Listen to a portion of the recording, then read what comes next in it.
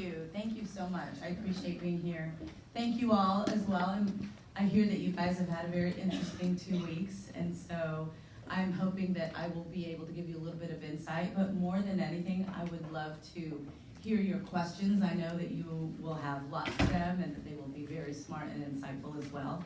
I'm told that I'm supposed to be talking to you about immigration, which is one of the probably most difficult, complicated, controversial, and tricky issues that American politics and politicians are facing today.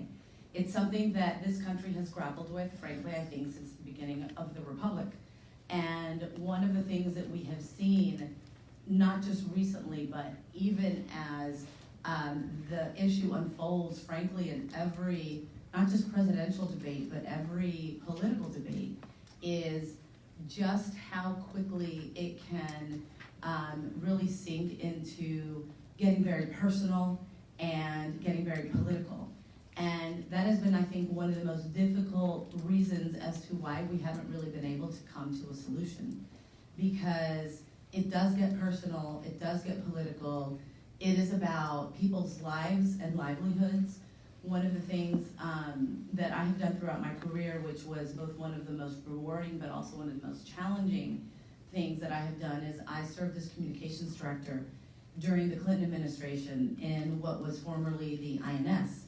And it literally was, I saw on a daily basis how the issue of immigration and how our immigration system affected people's lives. And literally when I mean people's lives, it was life and death issues that we saw each and every single day. And so, to no surprise, when I left the INS and then went on to do more political work, I understood why this was so difficult. And I understood why people's emotions really got intertwined in the politics of it and in the arguments that both sides were making. But I think that that's one of the reasons why you have to try to extract the emotions while maintaining the humanity of it and understanding how this affects people's lives. But it has been a very difficult thing to do for everybody involved. I think that the way that immigration has unfolded in the last couple of years has really ratcheted it up, though, in terms of the emotions and in terms of how it affects people's lives. One of the things that I saw during the 2004 campaign, where I had left INS and I was working for an advocacy group that was speaking to the Hispanic community and communicating the Democratic message to Latinos around the country, was how the Republican Party at that point, headed up by George Bush, who was the nominee, or actually he was president and he was running for re-election as the Republican nominee, but they were doing such a masterful job of speaking to Hispanics at that point in time that Democrats were really challenged in a way that I don't think we ever had been, in terms of trying to continue to compete for the majority of the Hispanic vote, which Democrats have historically had, still have. But at that point in time, Republicans were really giving us a big competition. And I remember thinking, as a Latina, I thought that was the best thing for our community, was when both parties and both political nominees were really trying to speak to our community in a way that felt authentic, in a way that felt real, and in a way that felt very personal. And so to me, that was, while it was the hardest time in terms of what I was doing as a Democratic strategist, as a Latina, it was the most satisfying time because I really saw both parties competing for the votes of my community. Fast forward to where we are now, and it has been really disheartening to me as a Latina, looking to see what has happened, and I'm gonna try to be as objective as I can. Obviously, you guys know my political stripes here, but what I'm gonna say, I think, is going to be from a very objective standpoint, because even Republicans will say to me that they have given up the Latino vote because of the way that the rhetoric and the conversation around immigration has been handled by the current Republican Party and by obviously Donald Trump, who was the one who started it in 2015 when he announced his presidency, and he called Mexicans rapists and criminals. And it went downhill from there.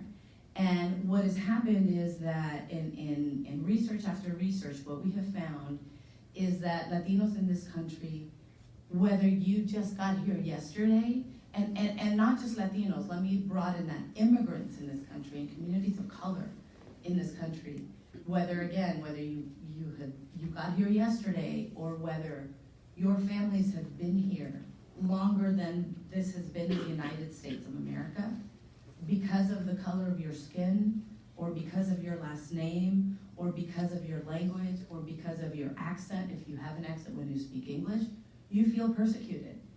And that comes from the kind of rhetoric that this White House has allowed to become normalized.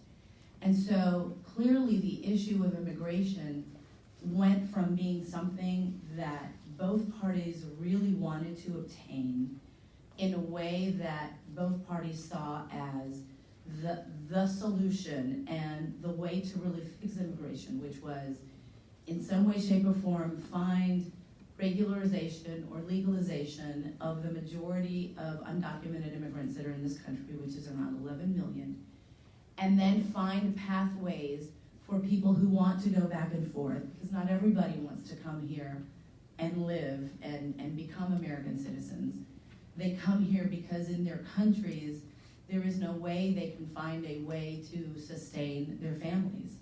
And so from here on out, what I'm hoping will happen is that the immigration debate, depending on what happens in 2020 in the presidential, and you all know what I want to happen, but regardless of what happens, and I frankly think that if a Democrat becomes president, we will be able to have this immigration debate in a more civilized manner. Because again, I think Republicans, for the most part, agree that we have to find a common sense solution. And that includes the majority of Republicans who support Trump, frankly. And that I think is something that is surprising to people.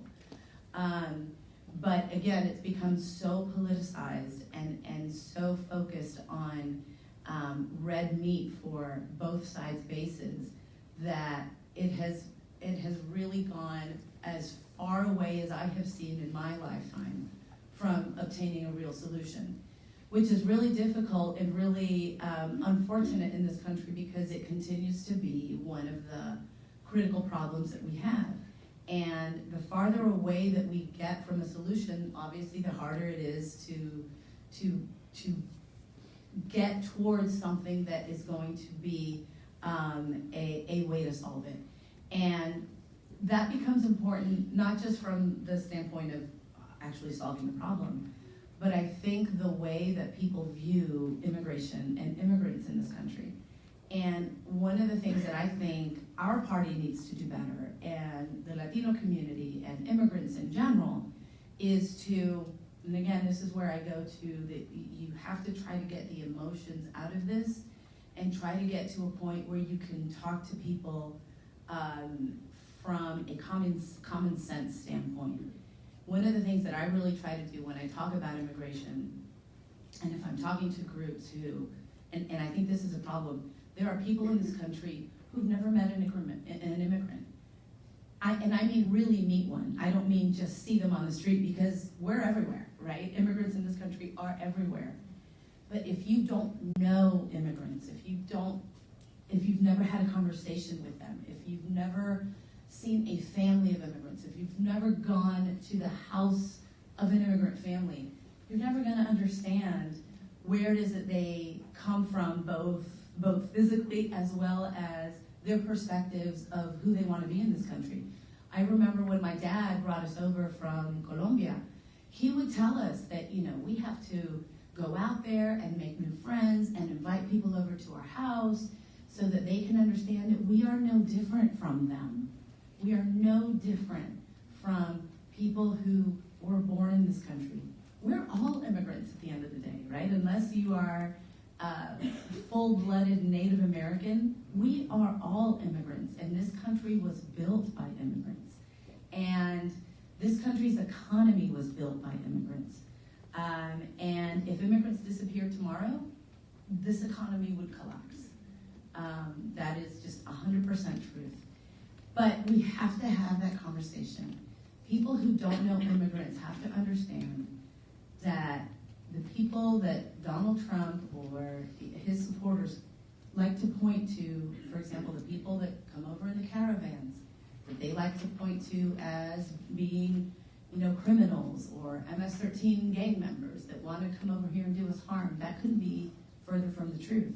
The people who come here and the people who have come here in the recent waves of immigration at the border come here because they are desperate.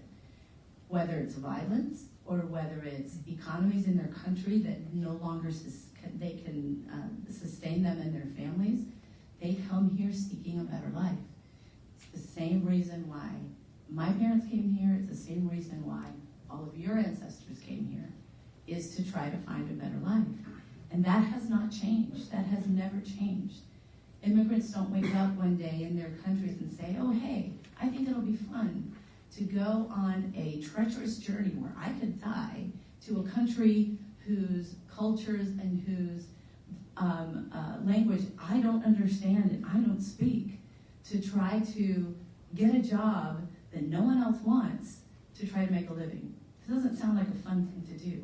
What it sounds like is a desperate thing to do, to come to a country where you do have this belief and this image, thanks to Ronald Reagan, by the way, ironically, where he talked about America as this shining city on a hill. And he talked about immigrants being the lifeblood of this country, and he was right. And this is why I think this whole immigration debate has just become so bastardized, because it has been Republican leaders and Republican presidents who have been the ones that have gotten the closest to getting real immigration solutions to this country. And so what I hope to happen is that regardless of what happens in 2020, that common sense, sensible minds will come to the table to figure out how we solve this. Because at the end of the day, what the Republican Party has to realize, again, try not to politicize this, but this is just the cold, hard facts that we have seen in research after research after research, that today, 45% of Latinos in this country will never, ever think or consider voting for a Republican in their lifetime. 45%. Let's compare that to what that number was when Mitt Romney was the Republican nominee. It was 18%. But today, 45% of Latinos in this country will never consider voting for a Republican.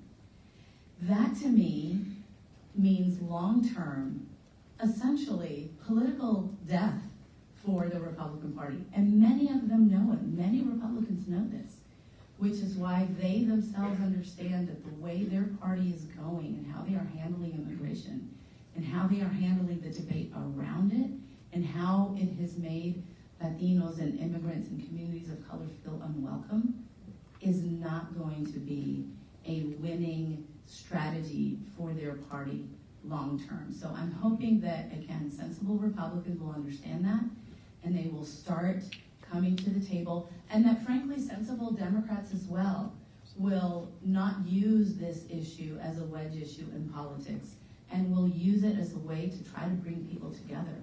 Because, again, if we continue to start to talk past each other as well as to each other, this issue will never be resolved.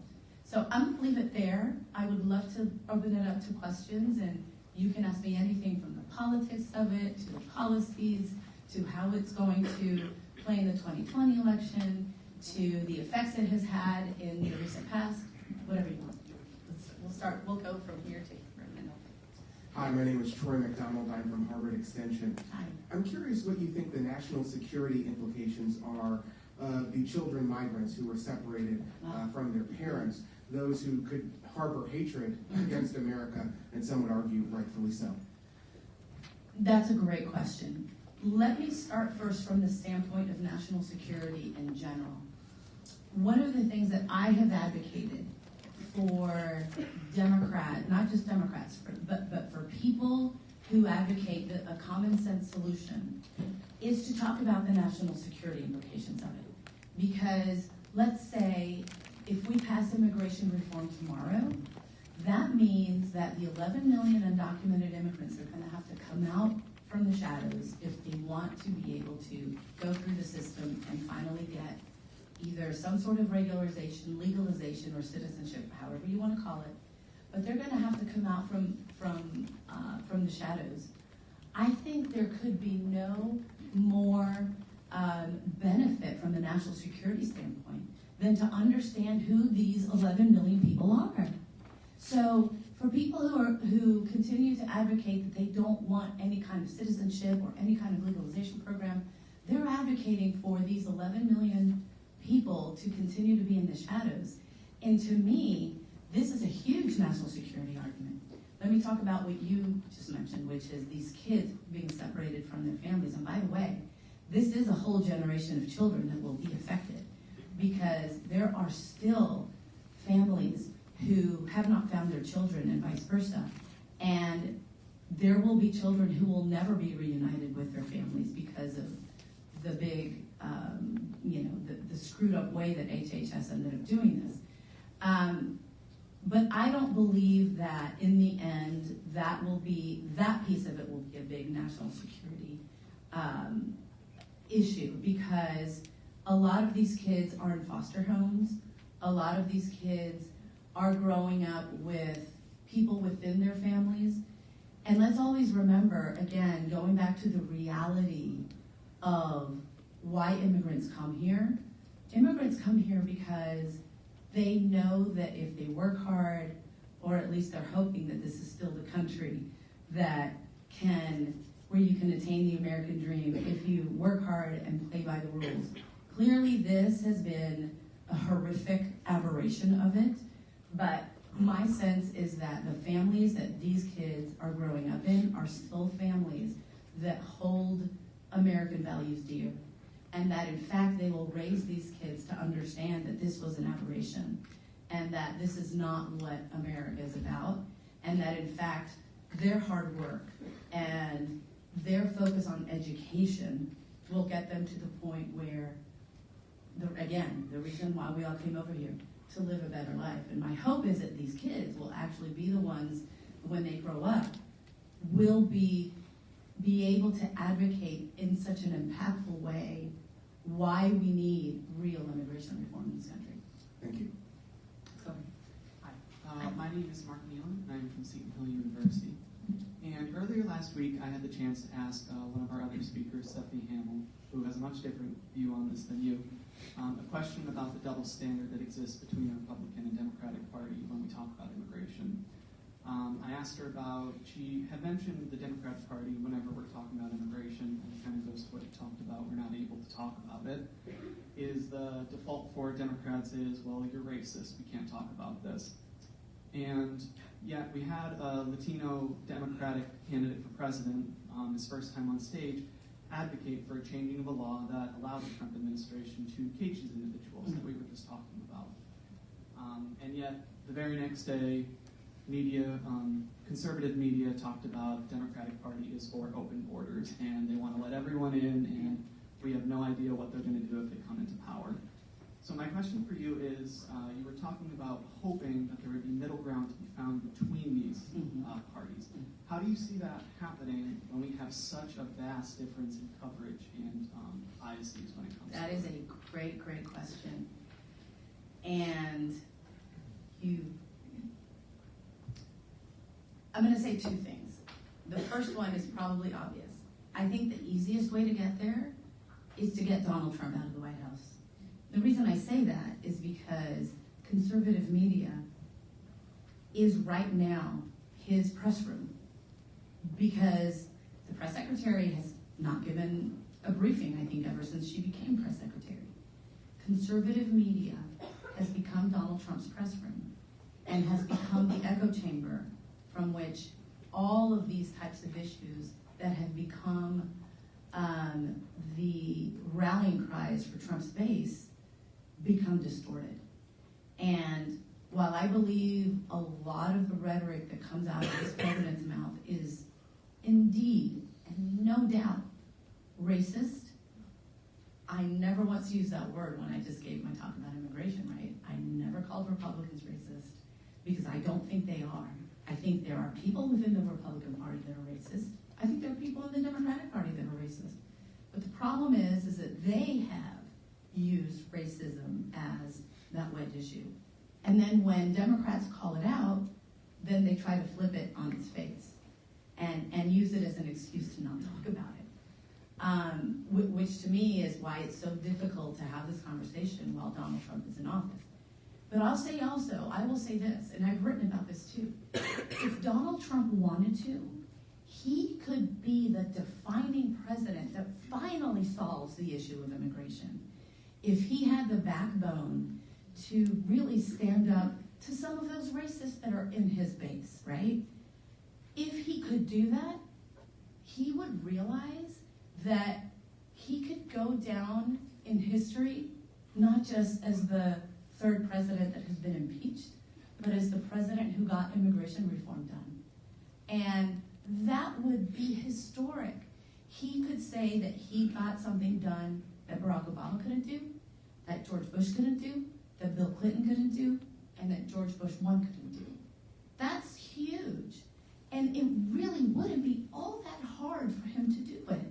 And the reason it wouldn't be all that hard for him to do is because the majority of the American people, including majorities of Republicans, including majorities of people who are Trump supporters, understand that regardless of how you feel about immigration, we need a solution.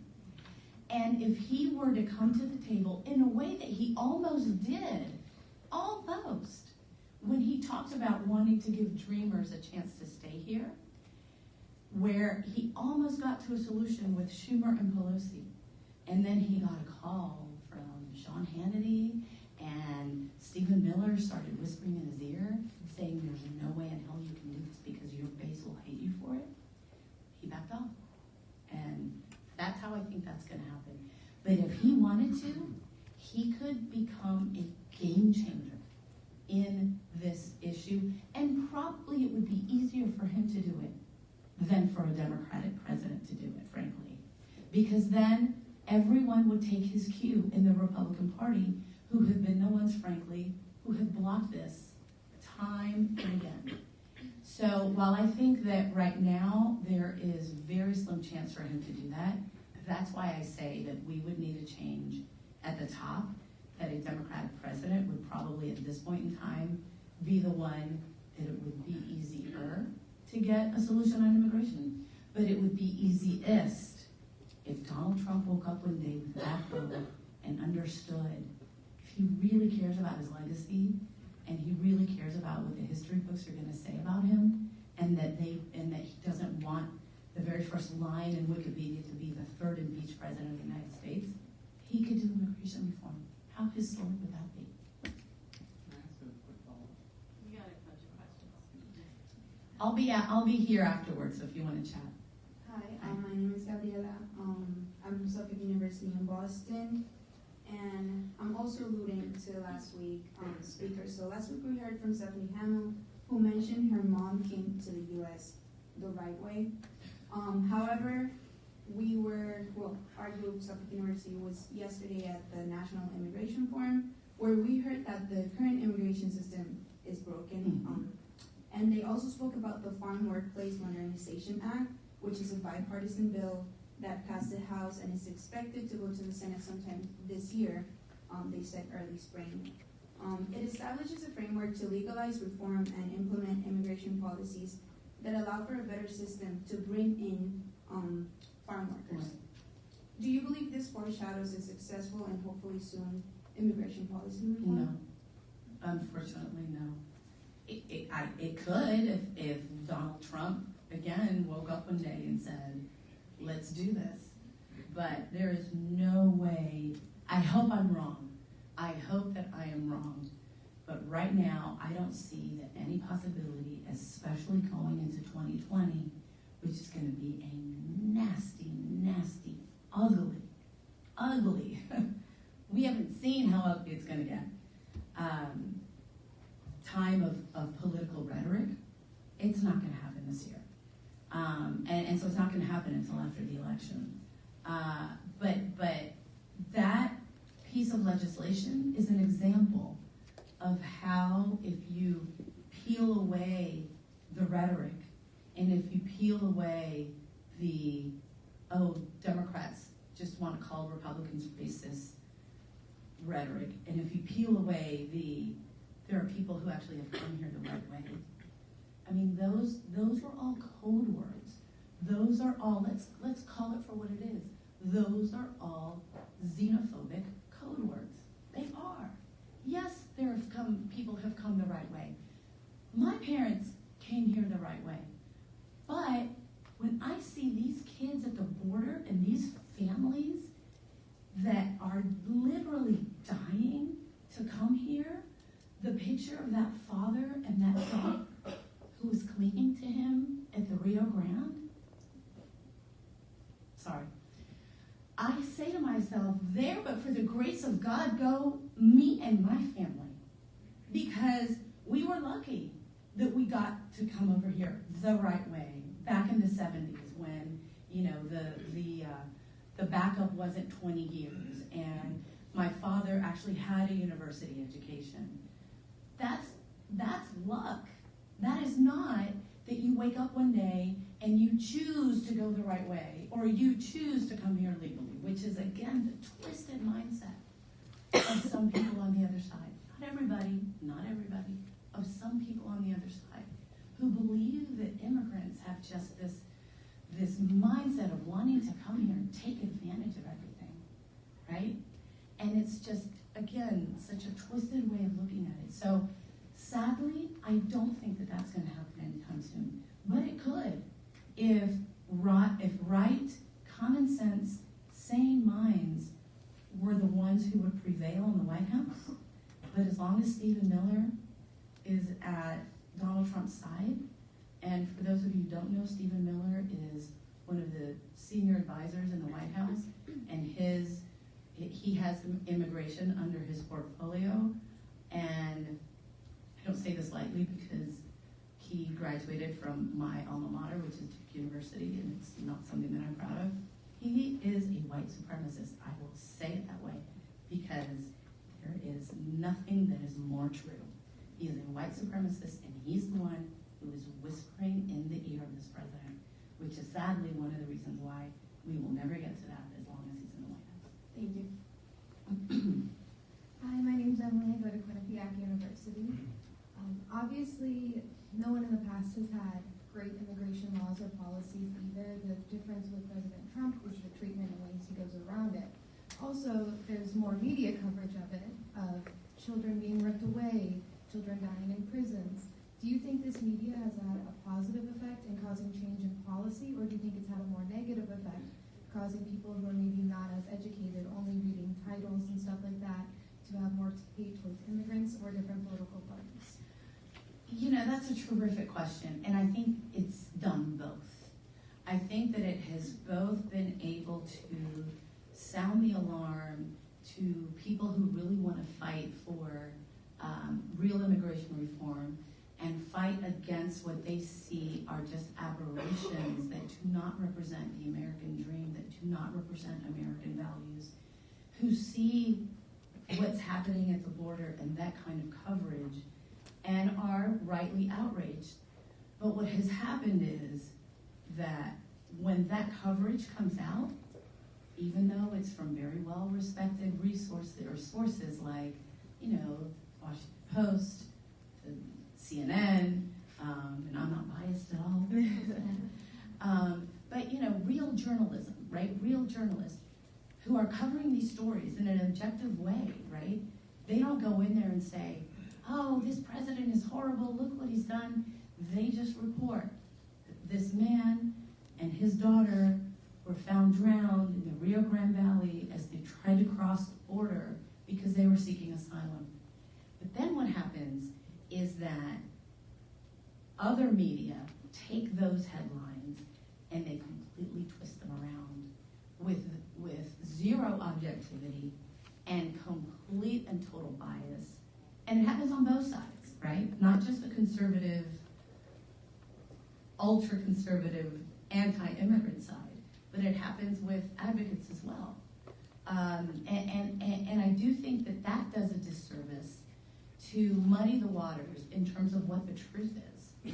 Because then it becomes, oh, immigrants just want to come here to take advantage of us and take away our jobs and live on, government handouts, is one side.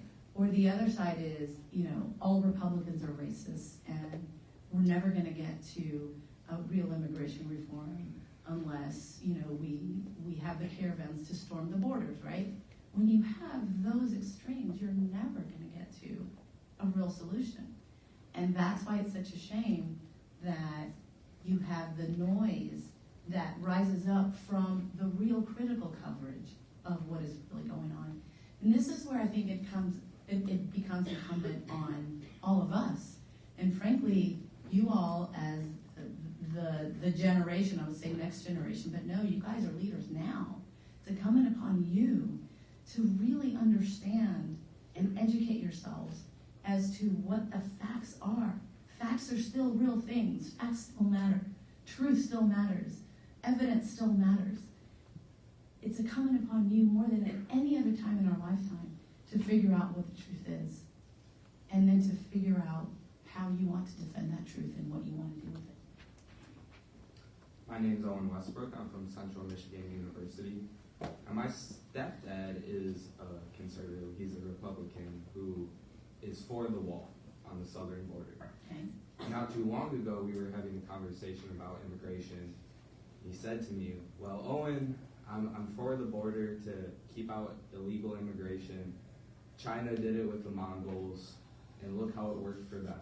Now, I don't think my stepfather knew that the Mongols took over China,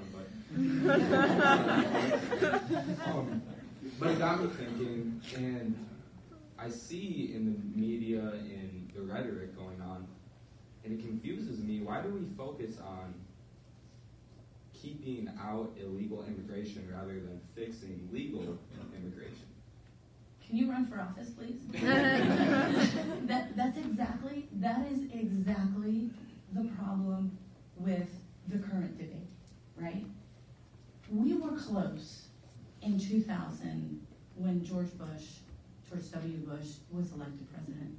We were very close to getting immigration reform. And then 9/11 happened. And, understandably so. Everything, came to a halt and it was impossible to do. We were very, very close with Barack Obama in his second term when he was able to get to the point where we had the Senate bill passed, the Gang of Eight bill. It was very bipartisan, and then it went to the House, and politics took over. And literally, John Boehner, Republican leader of the House at that point, said to the president, to Barack Obama, there's no way in hell I'm bringing to the floor this immigration bill because I know that it will pass with majority Democratic votes.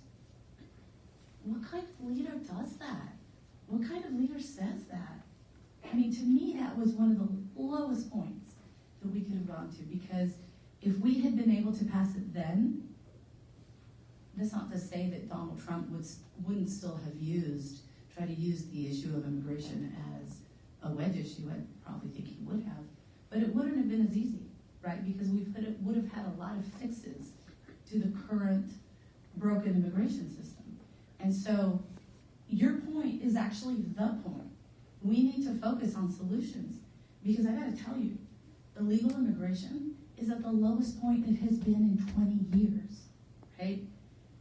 Undocumented immigrants commit crimes at like 0.5% the rate of what Native American-born, not Native American, I got in trouble once, not on TV, American-born people do.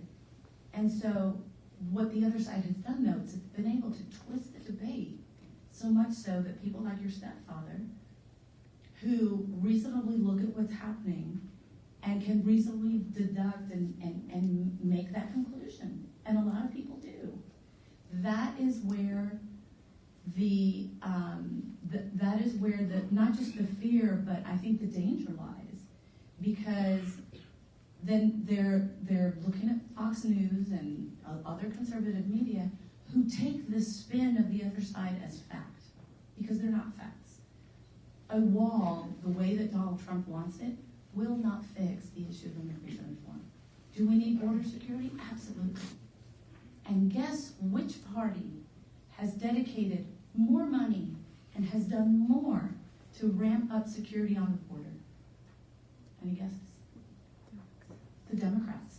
The Democrats, whenever they have been in power, have put billions of more dollars onto border security and things like wall fencing and things like technology and drones and more border patrol to make our border more secure than the Republican Party ever has.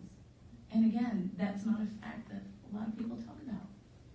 So, but then our thing is exactly what you pointed to. We need a solution. A wall is not a solution. A wall is a talking point. So, thank you for that. Thank you very much. Claudette gets the last question. Sorry. Hi, my name is Claudette, and I'm from the University of Pikeville.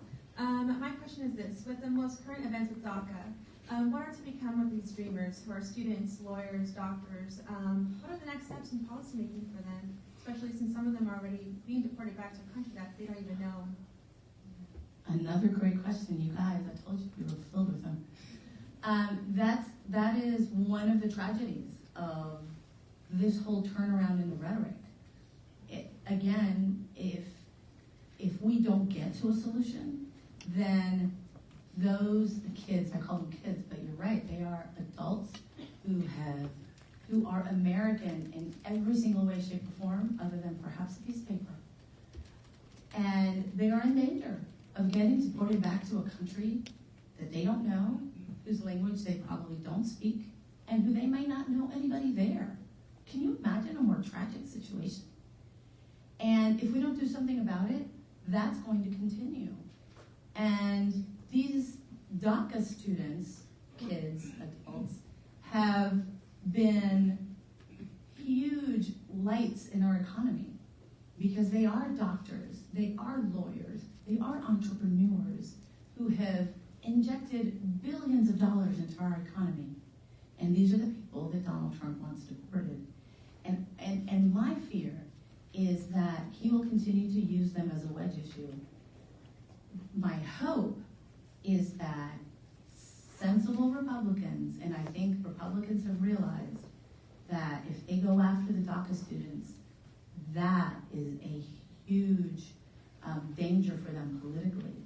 Because what we have also seen politically is that what's going on with DACA, what went on the border in 2018 when the administration started ripping kids from the arms of their mothers, you had moderate Republican white suburban women in droves leave the Republican Party, or at least abandon them during the 2018 election.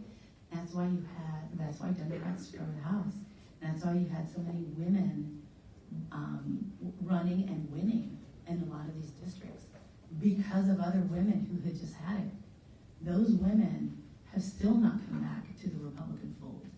Those women are still pissed off at what's going on and don't want any more chaos in their politics and don't want to be able, and they want to be able to have their kids listen to what the President of the United States has to say. You can't do that now because of the potty mouth that this president has, both in his rallies and on Twitter. And, as a mother who's bringing up two teenagers, I mean, if my kids acted in the way that this president acts, they'd never get away with that.